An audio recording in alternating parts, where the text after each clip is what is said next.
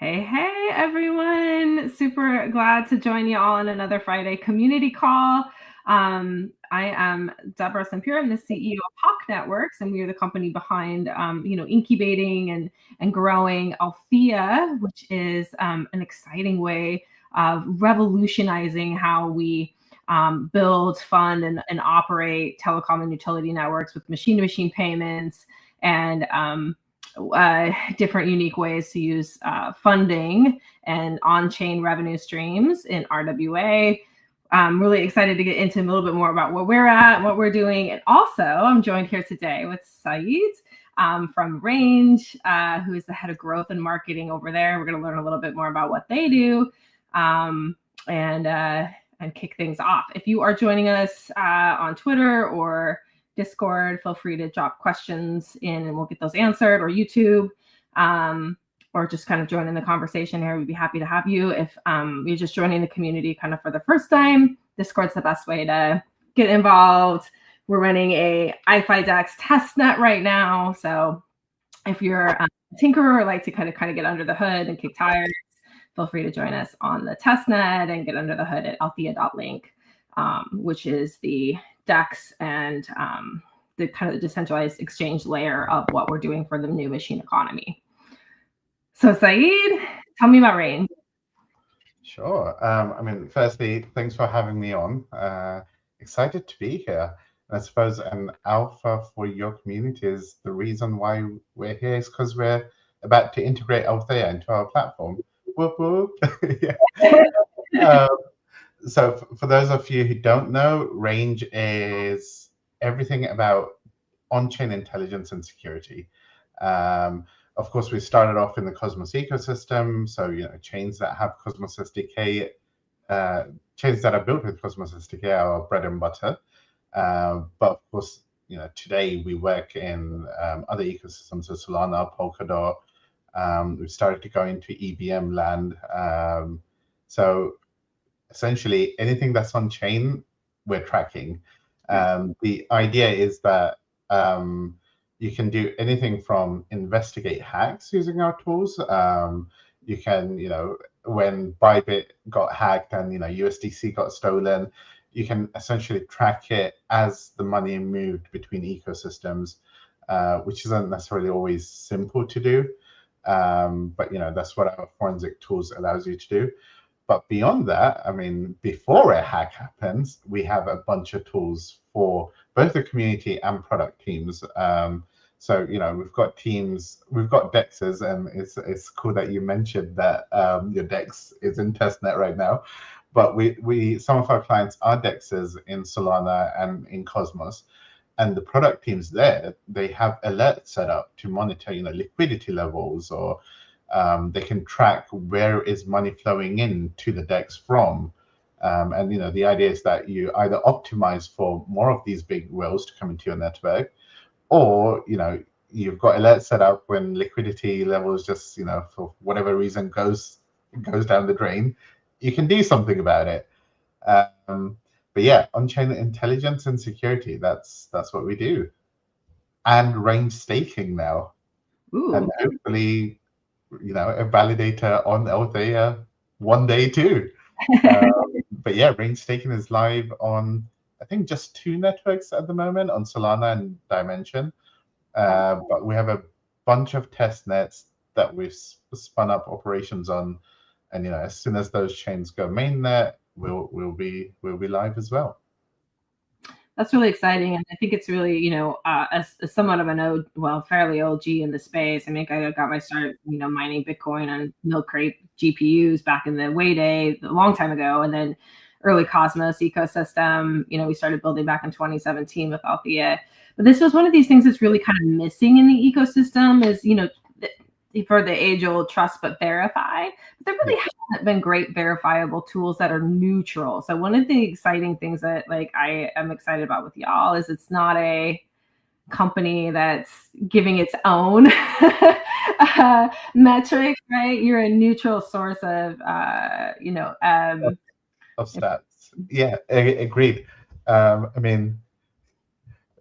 In the last couple of weeks, we've been going through this huge push to try and integrate as many IBC enabled chains as we can on one of our specific products, which is IBC Explorer.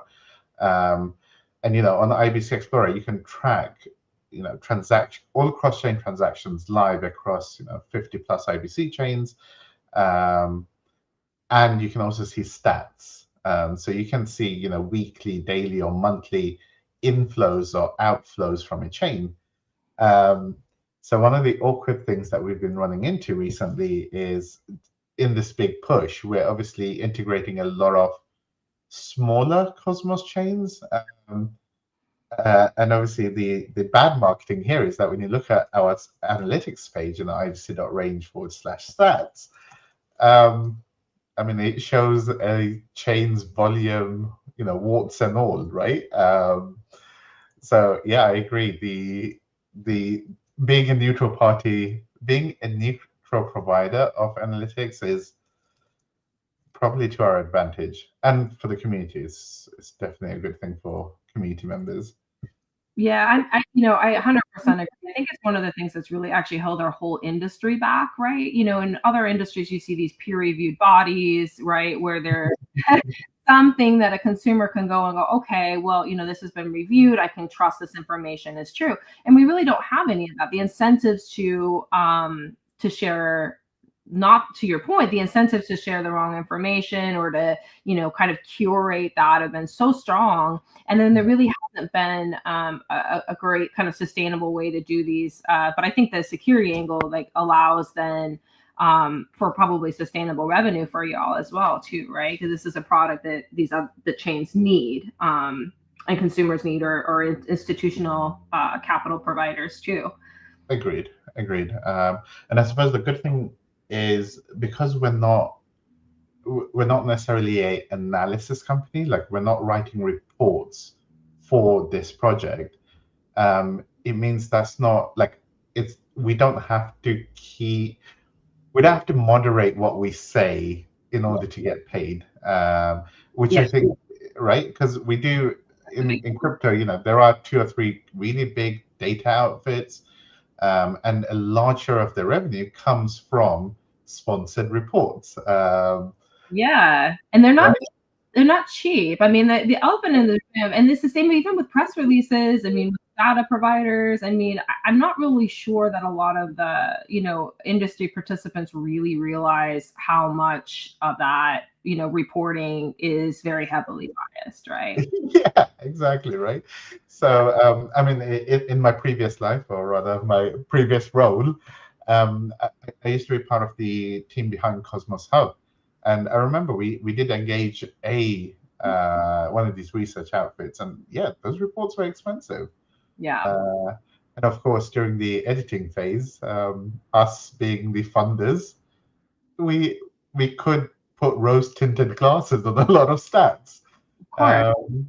So yeah, a lot of these reports are definitely not neutral, and I mean that's what I like about Ranger's stats. It's it's just on-chain data. We just collated it for you. No commentary added.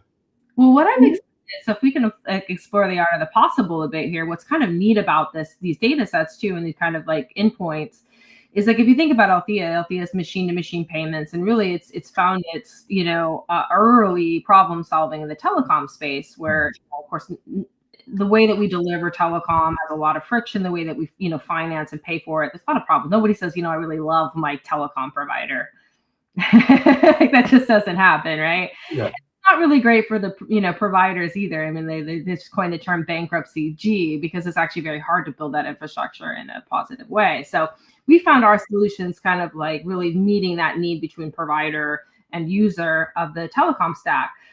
But let's say we have an emerging economy of machines. Your connected lawnmower, your shipping at the ports, your airport, your vehicles. All of these things are machines that now have agency to sort of pay each other and be part of bigger economies.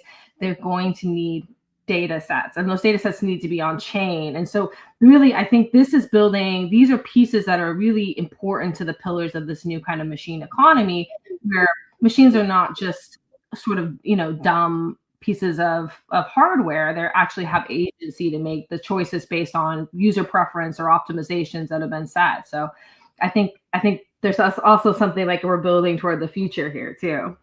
Yeah, no, there is. While you were saying this, I was trying to figure out how can we integrate this. But a product that we're working on right now is so right now, we're ingesting data from something like 60 plus chains and 10 plus bridges and interchain communications protocols. So it's a lot of data, right? And obviously on the back end, we're integrating with 60 individual chains. But in the future landscape of agentic AIs, where AIs need on-chain data, it's not necessarily feasible for these agents to have custom integration with 60 plus chains. So one of the things that we're building is, hey, if you're building an AI agent, all you've got to do is hook up to Range's API, and you've got data for 60 plus chains. So obviously, our target market for that is more like trading bots and et cetera, right? But I was trying to think, how could that hook up with agents in your context? Yeah, context, like embedded devices have the hardware wallets and the logic and all of those pieces in the machines themselves. So I think they are essentially the agents in that case. Is the hardware side of it. So I think it would work relatively similar. It's not going to be as digitally native, but of course it will be as things. I mean, we're still a ways out. That's kind of here now. Machines are probably another 5 to 10 years out, at least my estimation. Okay, fair enough. I mean, that's the crazy thing is, like, I was actually talking to someone who's working in an African country right now, which is really exciting because it's greenfield, right? They can just start and build almost clean slate, whereas we have a lot of integration friction in the West. But even here, the kind of dirty little secret is that infrastructure really isn't prepared for paradigm shifts. No, I agree. Yeah, developing countries, they leapfrog us in adoption of blockchain. I remember, I can't remember the exact numbers, right? But in places like Vietnam, crypto adoption rate is something like 80% of the population. Or it's something crazy. Whereas in the UK, where I live, crypto adoption rate is like 3%. But of course, in countries like Vietnam, they're using it to actually receive salaries. Like, they're using stablecoin apps. So they're not necessarily using crypto for crypto. They're actually using crypto to solve real world issues. But yeah, I think developing countries definitely leapfrog us in technology, whether it's crypto technology or just general smart tech, right? Well, you bring in a lot of the trust with that too, and that's again where it comes back to where Range is really kind of a critical piece in this stack. Because what we do when we bring things on chain is you don't have that. In the UK or in the US, we will have a trusted bank. I mean, maybe rural area, so no one trusts banks out here. I mean, I think that's kind of the funny thing too, is we really started out building our very first networks in more rural areas. But people say, oh, well, do rural people even like crypto? But it was one of the easiest things to kind of explain there, where they had that sense of sovereignty, resiliency, community. And we're thinking about alternate structures to a trusted sort of centralized bank in the beginning. So it really, to me, I think that caught on those ideas of like, your wallet, your funds really resonated with communities like that. So, but yeah, so you essentially have a way to have a trusted environment to transact between, human to human, or in our case, like utilities or machine to machine. Right. On that note of trusted identity, one of the recent things that we just integrated with is this in the Solana ecosystem. It's the Solana attestation service, right? To those who may not be familiar with it, attestations are essentially just on-chain NFTs to say that you verified off-chain about something. Exactly, the tick mark. And a use case is things like I could KYC, I could verify my identity against a wallet with Coinbase offline by sending them my ID, and then they just attach this attestation to my wallet address. And then when I go to Kraken or some other centralized exchange, I just show my wallet address, and then they would be like, okay, this guy's already verified. He's legit. He's not a money launderer or whatever the attestation is. In the context of here. So before this call, my idea of Althea was that what you guys were doing was telco to telco contracts. So this is to lease out mobile phone masts, or where one telco uses the other one's mast. Althea is going to handle the contracting between the telcos and the payments between them. But then, before the call, I used my trusted research tool, ChatGPT, and she's saying, no, you guys are doing a lot of actual rural community broadband. There's and I'm wondering, yeah, how can applications fit into that? So to your point, these things are kind of both true, right? So what Althea does at the very there's kind of two core primitives. One is we bring kind of smart and dynamic routing. Right now, the way that contracts are made between telcos is very handshake, or then you have kind of prescriptive routes, and that creates a lot of friction and time and all of that. And so what we bring is dynamic routing from the core all the way down to your handset, your device. And so the routes, the consumer chooses their choice of cost or latency, or if the consumer is a machine, the machine can optimize for latency or cost. And then it dynamically routes to the internet. And then we have the world's only multi-hop microtransactional platform. So we can in real time make these microtransactions between all of the infrastructure in a network. So it shifts like how one on the B2B side, what kind of infrastructure can be part of a network. Yeah. It also creates and we're really excited about, some things coming this summer with Althea Mobile, a little bit of alpha for those folks that are on the call.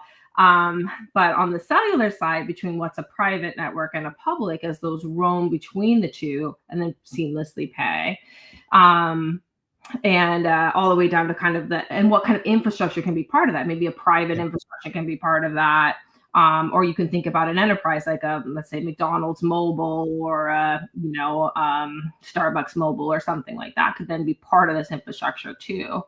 So it's kind of on both sides of it. But what it ended up doing was creating a lot of opportunity space to increase the market size and to bring broadband in a sustainable way to many parts of the U.S. that it just didn't make sense to before. We couldn't create, business economies around that.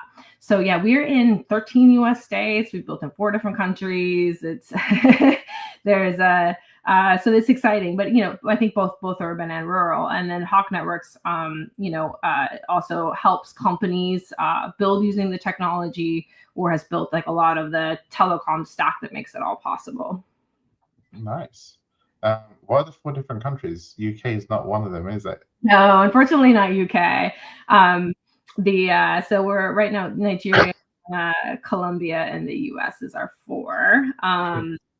But hopefully we have some new things in the works as well too. So nice. And this obviously all focused on rural communities. Are those your test areas?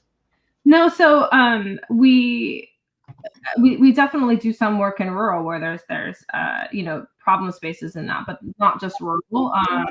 Work together with a lot of companies who are doing work in urban areas, a lot of MDUs, multifamily, and also enterprises. So a common scenario is enterprise says, look, we're going to be paying, hundreds of millions or $1 billion or whatever over, a time frame for all these telemetry updates, all the things we've got to do. We have locations here, there, or whatever. Can we use your technology to come in and build our own private network that then offsets a lot of those costs? So we actually work with a lot of enterprises as well, looking to build infrastructure that then they can, roam seamlessly between. All right. That's really interesting. So I have a question for you on the IBC routing. So one of the things that we Hawk Networks also supports and worked with Gravity Bridge, which was it was and is a decentralized bridge between Ethereum and Cosmos, but they do multi hop routing as well, right? So it moves, it bridges into the bridge and then seamlessly kind of moves over to where your destination is. How does Range handle those sorts of like weird routing things, right? And I know Cosmos has this like middleware. I'm just wondering how that's got to get a little complicated. Yeah, I mean, again, because I'm not an engineer, the answer you're going to get is a non-engineering answer. We just handle it. So like a example, I know Gravity Bridge is actually on our to-do list, and we're currently working on Gravity Bridge. But like a example would be, say, Skip protocol, which is also in the Cosmos ecosystem, right? And it does, again, multi-hop swaps. So the idea is, yeah, if you have Atom on the Cosmos hub and you want stars on Stargaze, with Skip's routing, it takes the Atom from the hub, sends it to Osmosis, does the swap, and then it sends stars to Stargaze. And traditionally, if you were to track this transaction, you'd be tracking 3 different transactions. One is from the hub to Osmosis, and that's it, it ends. Separately, you open another tab where you track the swap, and then separately you open another tab to track the Osmosis to Stargaze transfer. With our Skip integration, we're literally just doing it all so that when you look up the transaction on our Explorer, you're just going to see the Atom leave your account and stars arrive at your destination account. And obviously you'd click on show more and you see the details, but essentially we track the entire transaction flow. We actually employ the same thing for, say, CCTP. So CCTP is the transfer protocol for USDC, and stable coins are the biggest volume right now. USDC being one of the, I think maybe the top, or it depends on the day. Depending on the day, USDC or USDT has the right about volume, right? But yeah, so with USDC, when we're tracking, say, transfer from Ethereum to Solana, when you look at the Ethereum transaction, the money is just going from your ETH account to a ETH contract, and it essentially ends there. And then separately, there's a new trail that begins from the Solana contract for USDC to your Solana wallet.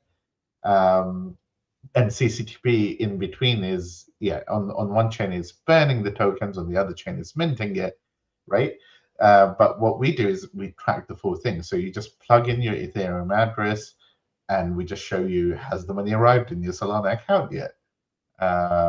So yeah, we decided with most blockchain explorers, the problem was that they were blockchain explorer. It just shows you that Ethereum transaction and that's it.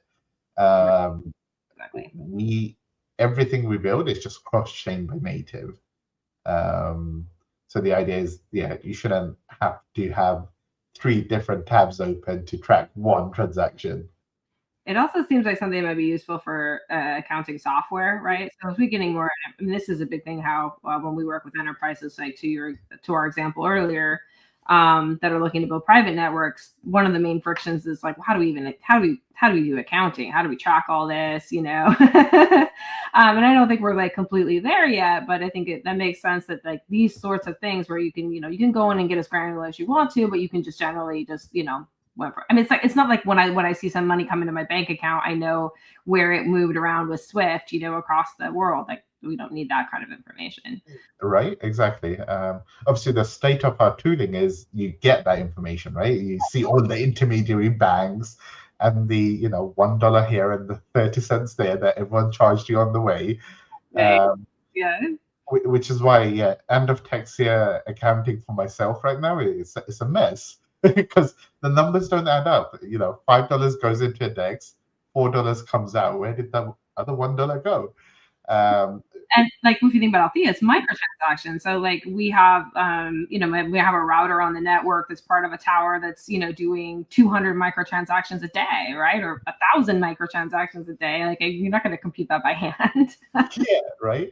But yeah, I agree. I mean, just out of my personal need, I have been looking into crypto accounting firms. There are definitely some tuning, but there's a huge gap here. Because yeah, Like you're saying, it's that bridging, right? Because there's a lot of, and these are the things that are helping on the UX side, like either whether it's Skip or like Gravity's kind of multi-hop. But on the accounting side, it becomes more complicated, or CCTP, right? Burning and minting, like it's really tough to keep track of it. And where we had before, kind of back to the first part of the conversation, we had a situation before where the accounting was really just meant for vanity metrics, right? Hey, how do we make our thing look good and people buy the token and excited? But now it's like, okay, these things are actually useful. There are a few projects like ours that are like, transforming a real space. And now we need real accounting, Yeah, agreed. I should actually make a note. New sales target, crypto accounting firms. Well, and I do wonder if are you guys API based as well? So like, for example, if we wanted to integrate these kinds of accountings into the router software or into our operator tools dashboard, so that we have a dashboard that allows for management of the fleets of utilities, whether that's routers or maybe a bunch of vending machines. But it might be interesting to me that if we were to like link APIs there too. No, yeah, agreed. I want to say API, again, Range is a commercial entity, right? So, thinking in products and revenue, but I want to say our API products is probably about 50 to 60% of our revenue. Oh, interesting. Okay, that makes sense. Yeah. So all the UI and things that people see, these are things that we think are useful, and that's how we build them. But we know that every team that we speak to, they have very specific needs. So they just want to access the data and then build their own logic.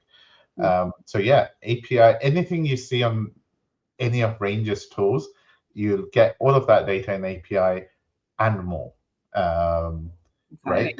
It's just unfiltered raw data that you can then do whatever it is that you need to do. Which is where that whole AI agent data API comes in. It's just a raw feed of data from 60 plus networks. Right. Do what you want with it. Yeah, no, that makes a ton of sense.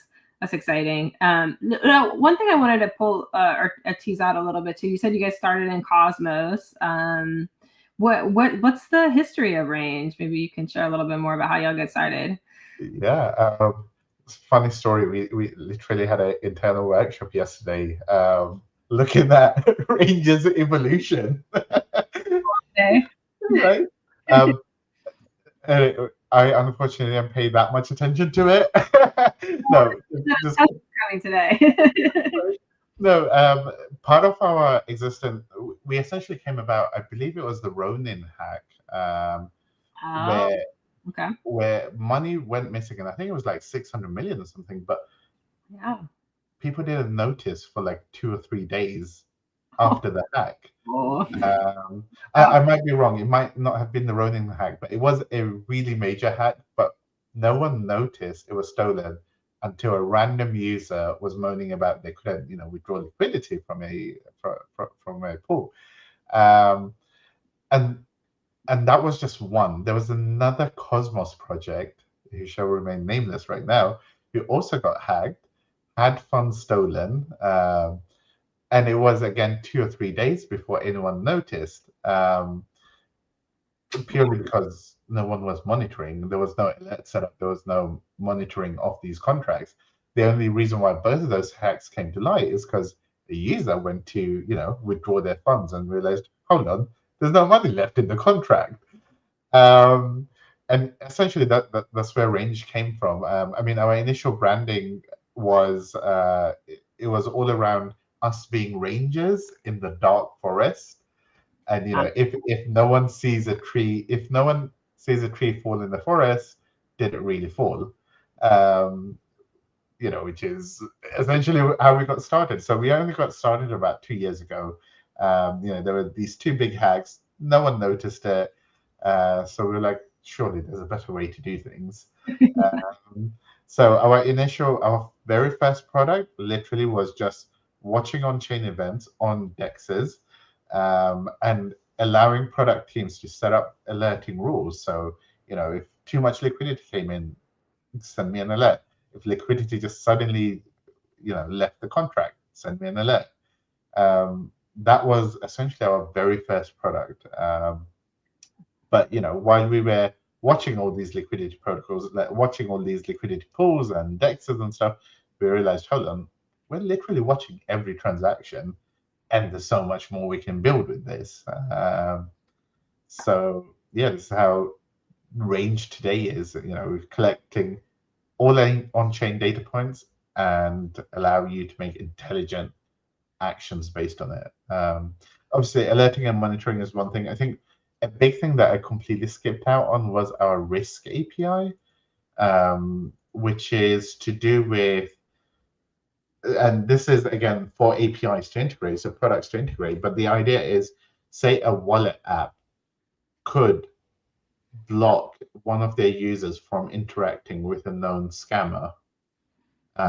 So the idea is, just before you approve the transaction, your wallet app would look up the address that you're going to interact with on our risk API, and then it can show a flag saying, you're about to send money to a known scammer.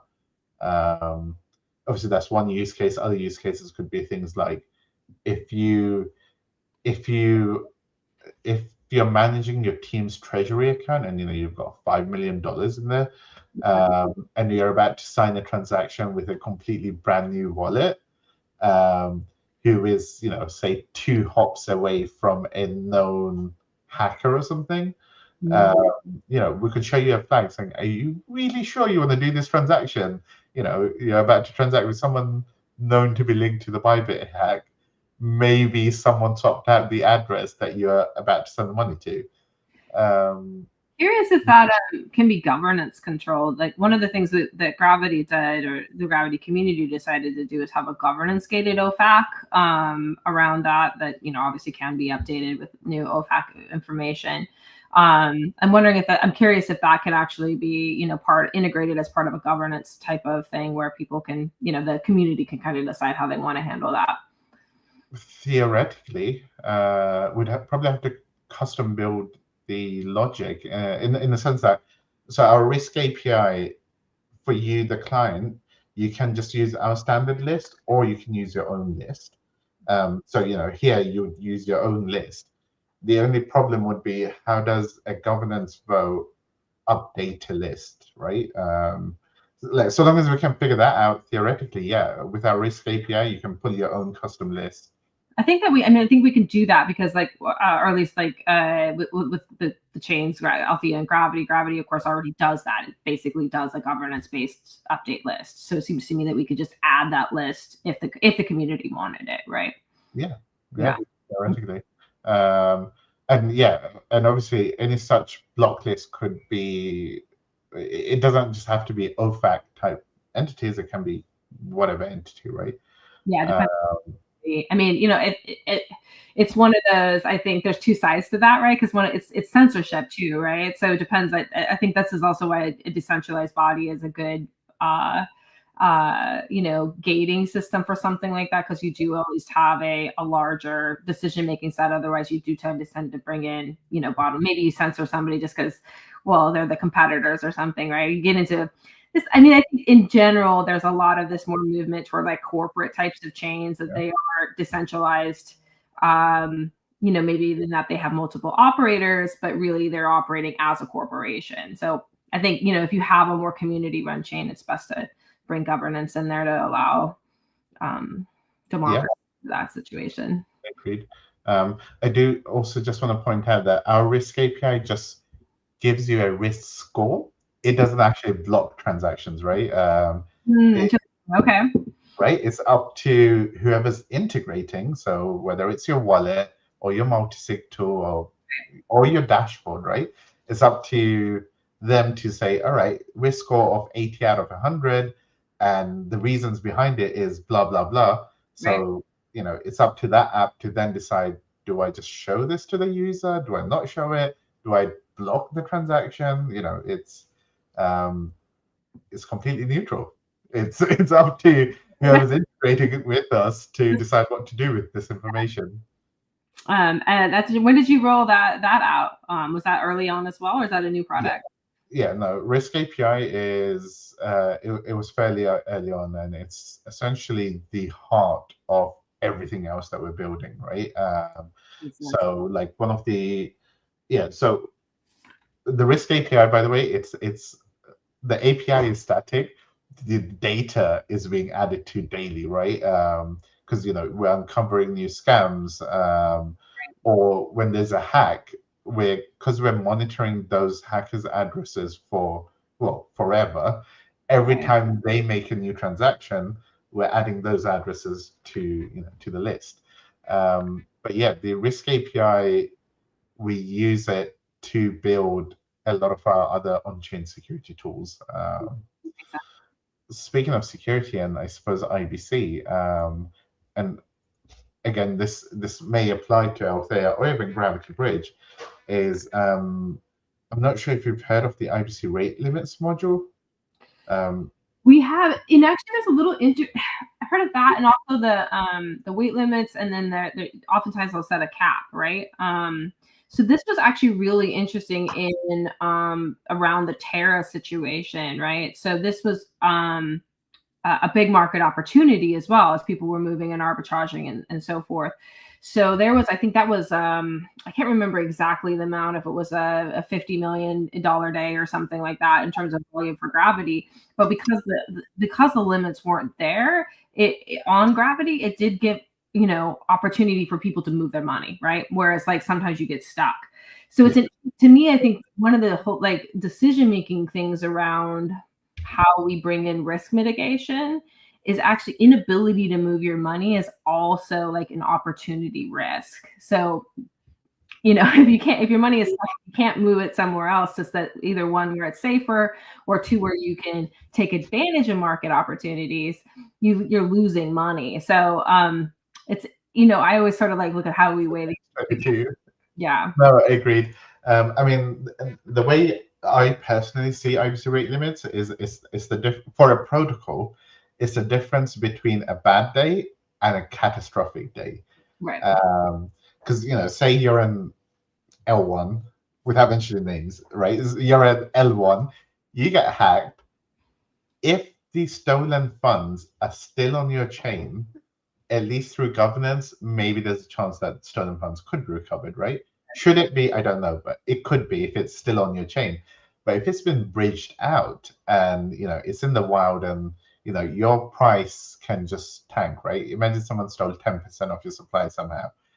Your price would tank by the time you wake up in the morning.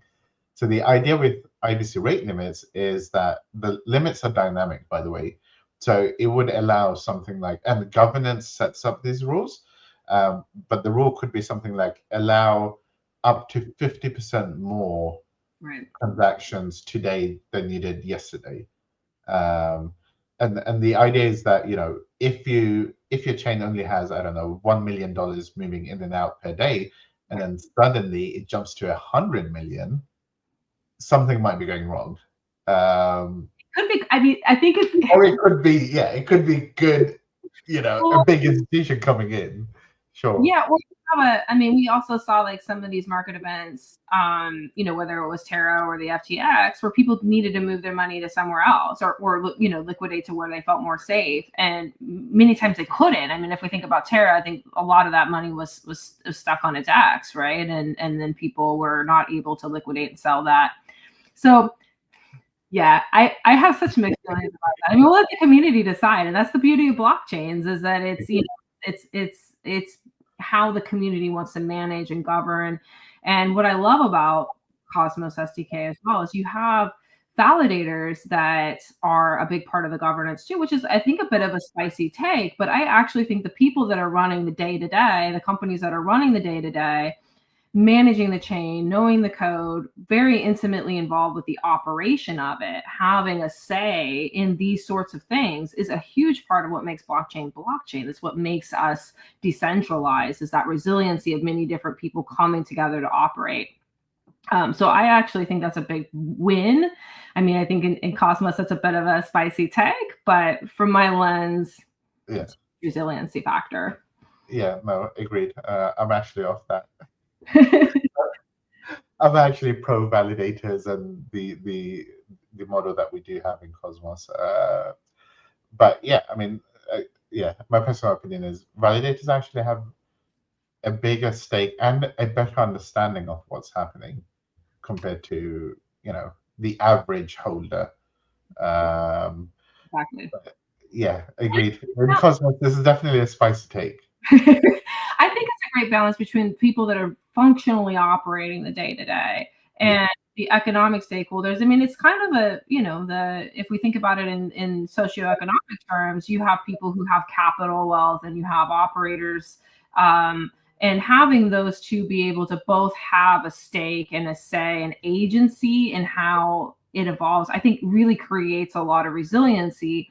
No, I think, you know, in Cosmos, the inflationary, you know, economics really, you know, really hurt and kind of set things back. Kind of to your point earlier about, like, if we look at where, you know, where we're at right now in terms of actual volume and use, it's a bit of a reset, right? But I actually think that there's a lot of opportunity now coming as, you know, we're thinking about projects like Althea, which is USDC, USDT, USDS, which is DAI, Maker Sky's new stable coin.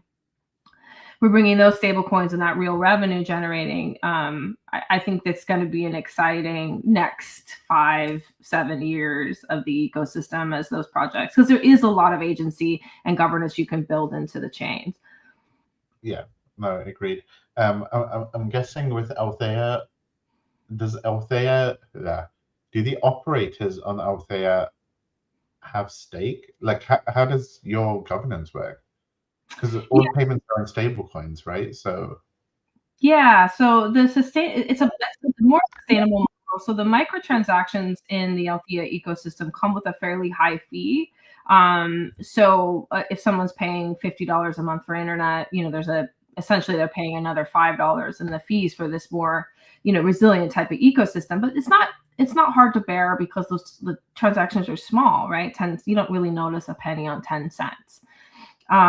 So what that does, though, is that those then fees get remitted to people putting their Althea token into the ecosystem to be part of it, right? So if you're staking the token or you're a validator, you know, obviously you're managing that too. You're earning your revenue. You're earning your part of the revenue of that USDC, USDT. So you're staking it. You're seeing USDC coming into your account. It's the same way. If you're staking, you can also vote on the governance. And you know what's exciting? So the community was sort of kicking around this idea that actually the community pool can be an agent in the ecosystem through governance, right? So governance can put the community pool's funding to work in the ecosystem, either by staking with validators or participating in DeFi, and then earning that revenue back to the community pool as well, and a more sustainable, you know, way to grow that revenue. So I'm excited about, you know, it really, to me, it really is this big fabric of how do we create sustainable infrastructure owned by the community, managed by people, with a resilient financial layer that's not going to break, that's going to serve a lot of people, where there's democracy and agency. And then this is how we really shift kind of the balance of power back to the community itself. I agree. I mean, I think so this is me personally, right? The promise of DePIN projects, so decentralized infrastructure projects, is amazing. Like, I do want to live in a world where I am not held to ransom by my ISP, or having to use VPNs because my ISP has, you know, censored certain websites. So like, and you know, even on the VPN layer, right? I trust decentralized VPNs like Sentinel and etc. Right. more than some random shady corporation that's that's has access to all the traffic that's going through its network. Um, so like I think deep in or decentralized infrastructure definitely holds a lot of promise. I, as a consumer, however, am waiting for the day we shift because I feel like we're very, very early on decentralized infrastructure, right? Well, I think, you hit the nail on the head. One of the things I say it's 2018. One of the things we realized is that it is decentralized infrastructure, but it's not just a bunch of people throwing, a box on a shelf and, hoping for the best. It really has to be curated by operators that will answer the phone, that will carry the insurance that's needed, that will train the workers and the safety that's needed. There needs to be an organization, and sometimes we have cooperatives, sometimes they're businesses that manage the local infrastructure networks. I remember it's 2018, helium's just getting started as well. Yes. Yeah. What happened to Helios? I don't think they exist anymore, do they? Or they were about the same time we were. But I was driving through my own rural community where I live, where we started everything in Kotzkenai, Oregon, and I saw one of my community members that put up their own infrastructure, and the Ethernet cables hanging down, and it just looked not great, right? And I go, oh, this isn't going to work. We really do need a professional, organization that's going to come along, that's going to install the equipment the right way, going to help maintain the equipment, going to answer the phone. And that's really where we came up with the, how operators can get paid.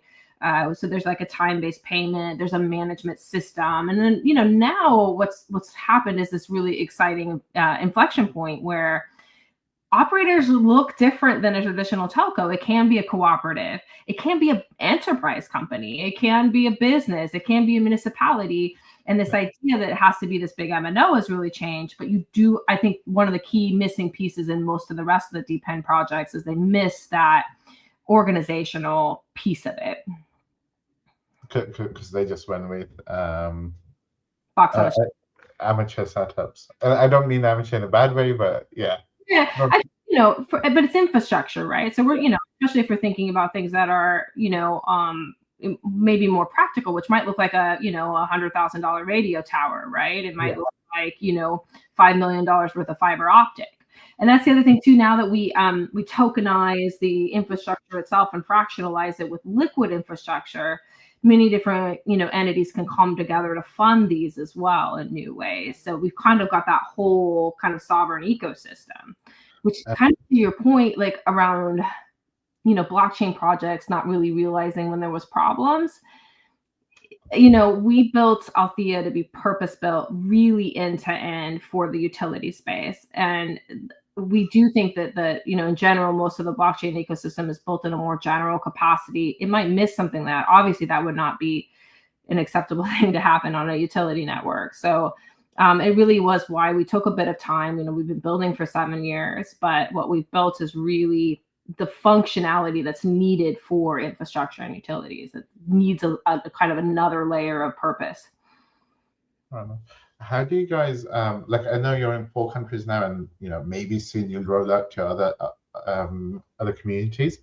How do you deal with the supply demand problem? Because I mean, infrastructure, on the most part, is a huge initial outlay, right? And it only becomes profitable if you've got enough supply, enough demand for it. But you can't get the demand unless you put the money in first. So like, how do you guys deal with the supply demand problem in a brand new community? Yeah, so there are a couple different ways that we do that. I mean, liquid infrastructure is the idea that you can either take, existing assets and, tokenize them. Let's say you come into a new area and say, look, there's a couple of radio towers here or an existing network. We're going to purchase that, tokenize it, and fractionalize that. That brings us initial capital to then go out to a larger consumer audience and grow that network using the benefits of this flexible Althea billing system. Or it can also be kind of around anchor tenants. where you kind of think about, okay, this like an enterprise comes to us and said, look, we want to build around a factory, and we'll go, oh, or a fairground says, look, we want to build around the fairgrounds. Say, well, by the way, you can have extra, revenue from that. So really, but it was, to your point, trying to look at, okay, how do we handle that initial larger capital outlay that might take a few years to break even, that we came up with liquid infrastructure, and kind of got that funding side of it. And this is really where we now can scale, because sort of was missing that piece to that. So that's pretty exciting. I would also say we've definitely spent it in the rural areas, maybe a day in a small town hall with metal folding chairs and a coffee pot, just, sharing and educating people on what they could build. And that's one of the privileges of my job, is I get to do a few of those as well. And that's nice. Pretty amazing. Nice. But yeah, I mean, my question was actually a personal question related to my ISP. I mean, in London, right, again, this is an issue with the West, where fiber adoption and fiber implementation was so slow, right? I want to say it was only like 5 years ago that the UK actually had fiber in most major cities. Even the fiber broadband's been a mainstay everywhere else for like the last 30 years. We were still using copper. A lot of that comes down to permitting. So what's kind of interesting, if you look at like Latin America, for example, or even Southeast Asia, most of the countries are very loose about their permitting. So really, there's just, you go to look at any kind of telephone pole, they have like, 80 million different little fiber cables going, whatever. And if you need new fiber connections, some guy just scrambles up on a ladder and ties that up, and you got fiber. And it's crazy, and it's very unreliable. But in the West, we think about fiber as something that we permit, we lay in the ground, and it takes years and all of that. And so, but what's interesting is people in Southeast Asia and in Latin America go, well, wireless is actually way more reliable, because they're snipping my fiber. Forget fiber. But I think it's really interesting, because I think actually what you're getting at is actually not a fiber optic problem and an adoption. No, it was a regulation issue. Yeah, no. Like, I only recently learned that we deregulated broadband, or it's not broadband, I don't know what the technical term for it is, but that infrastructure layer used to just be one company. Right. And they didn't bother rolling out fiber because it costs money, and they don't need to because they're a monopoly. So when it got deregulated, and especially in London, because London is, for ISPs, is probably like an ideal location, because you just dig 1 mile of cable, you connect like 500,000 people, right? As opposed to rural communities where you have to dig, 1 mile only gets you one house, right? So as soon as the deregulation happened, we had like a bunch of new network operators come in, laying their own cables just in London, right? And commercially it worked for them, because they just need to dig a little bit of infrastructure to get access to potentially a lot of customers. But now the trend is reversing, where a lot of these small brokers who provided better service than the big telcos are going bust, because there was too many of them.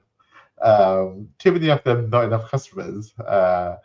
So my ISP is unfortunately one of those. So I'm hoping someone else will take over the line and give me gigabit internet, but otherwise I don't get that, or I won't get that in a few months.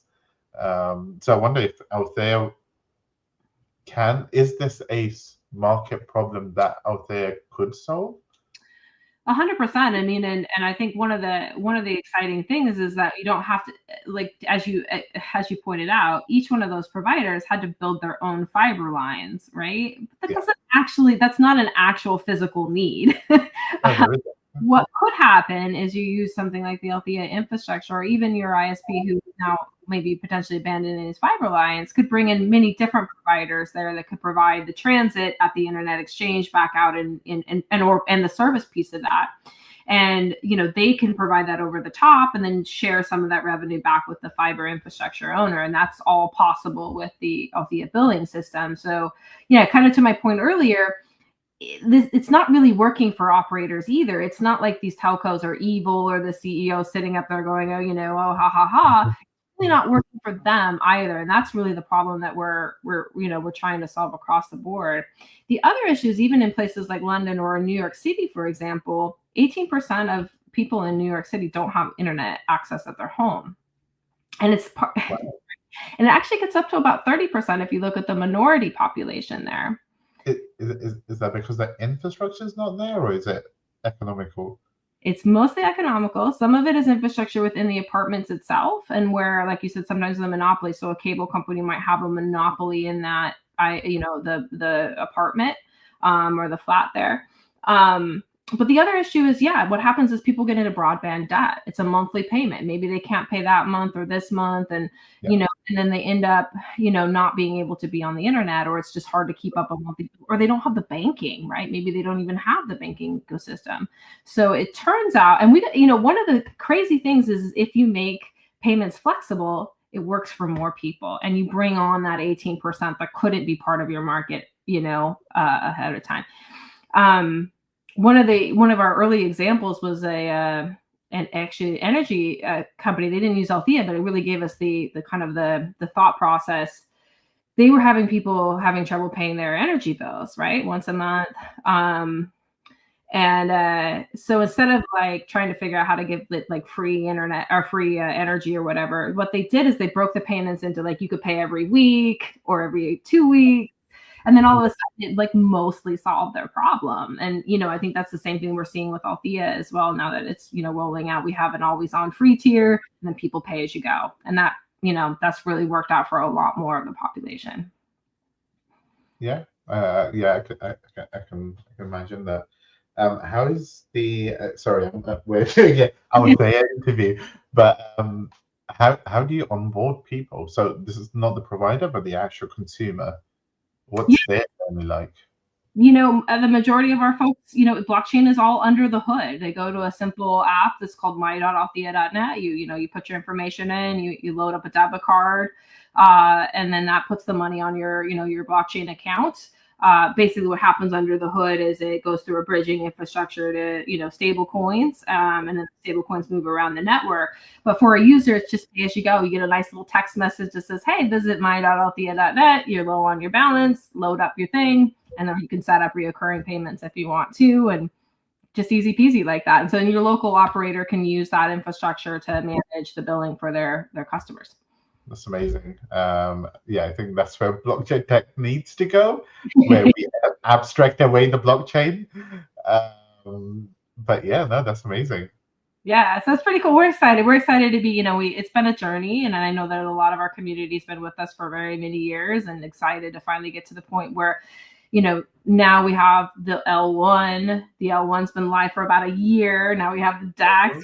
Really, it's like super close to getting unlocked. And so for the folks that are listening here, feel free to join us on our Discord, be part of that, this, historic occasion where we're going from, kicking tires to live, live DAX, live infrastructure, liquid infrastructure coming on chain, really bringing that volume there. So, I'm excited. It's going to be an exciting summer. And then, we have some exciting things happening on the mobile and cellular side too. Brilliant. I look forward to seeing the announcements over the next couple of weeks, I suppose. Yeah, absolutely. Well, pretty much. There's always the when live, when moon, all of these. Yeah.